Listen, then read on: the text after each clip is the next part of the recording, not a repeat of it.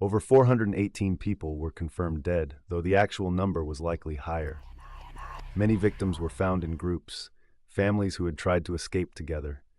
Some bodies were found in wells, where people had desperately sought shelter.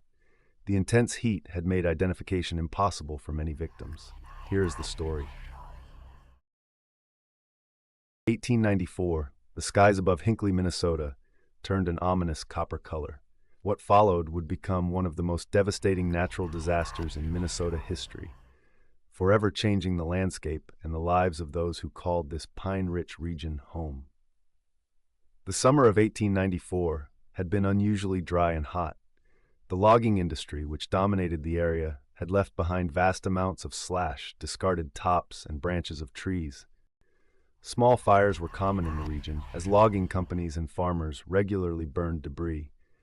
These seemingly harmless fires smoldered in the dry peat bogs surrounding Hinckley, but no one could have predicted the inferno they would become. That fateful Saturday afternoon, two separate fires, driven by intense winds and drought conditions, converged into a massive firestorm. The phenomenon created its own weather system, with winds reaching hurricane force and temperatures exceeding 2,000 degrees Fahrenheit. The superheated air rose so rapidly it created a vacuum effect, pulling in more oxygen and feeding the firestorm's insatiable appetite. James Root, the conductor of the Eastern Minnesota Railway train, became one of the day's unlikely heroes. As the fire approached Hinckley, he backed his train into the town, sounding his whistle continuously to warn residents. Hundreds of people scrambled aboard the train, which then raced northward through walls of flame. The intense heat cracked windows and scorched the train's exterior, but Root and his crew persevered, saving nearly 300 lives. Another dramatic rescue came from John Blair, the conductor of the Limited, a passenger train heading south. Blair ordered his train to reverse direction, picking up survivors along the way. The train backed all the way to Duluth, navigating through burning bridges moments before they collapsed. Not everyone could reach the trains. Some found salvation in the Grindstone River and its adjacent lake, where they stood neck-deep in water for hours, repeatedly dunking their heads to escape the intense heat and smoke. Others sought refuge in potato fields, wet blankets their only shield against the inferno. Many were not so fortunate.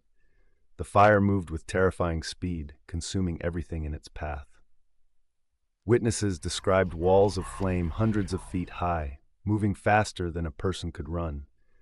The superheated air was so intense that people collapsed from heat exhaustion before the flames even reached them. The fire literally consumed oxygen from the air, causing many victims to suffocate before the flames arrived. In less than 4 hours, the fire had destroyed Hinckley and 5 other communities. The town's buildings, constructed primarily of wood, stood no chance against the inferno.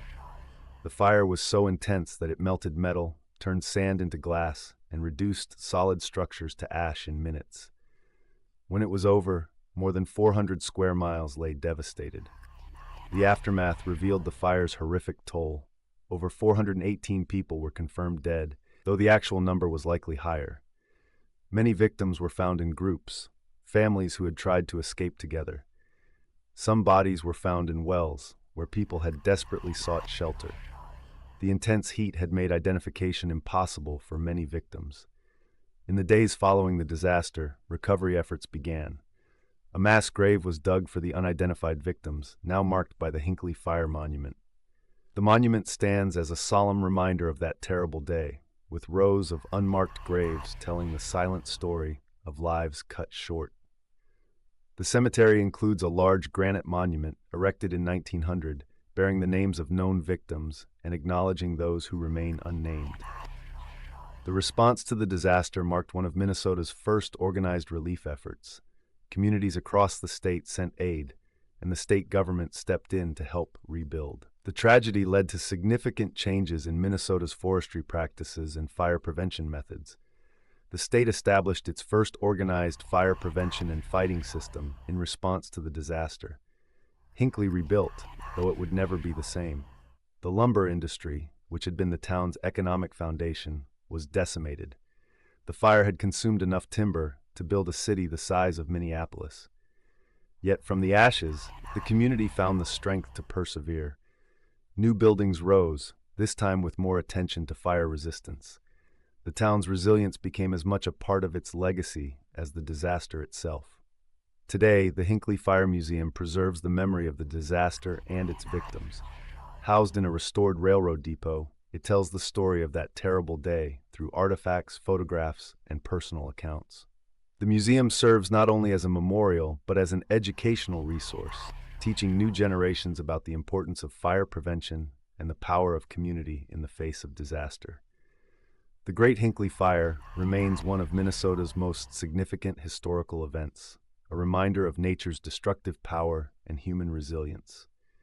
The unmarked graves in the Hinckley Cemetery stand as silent sentinels, telling a story of both tragic loss and heroic survival.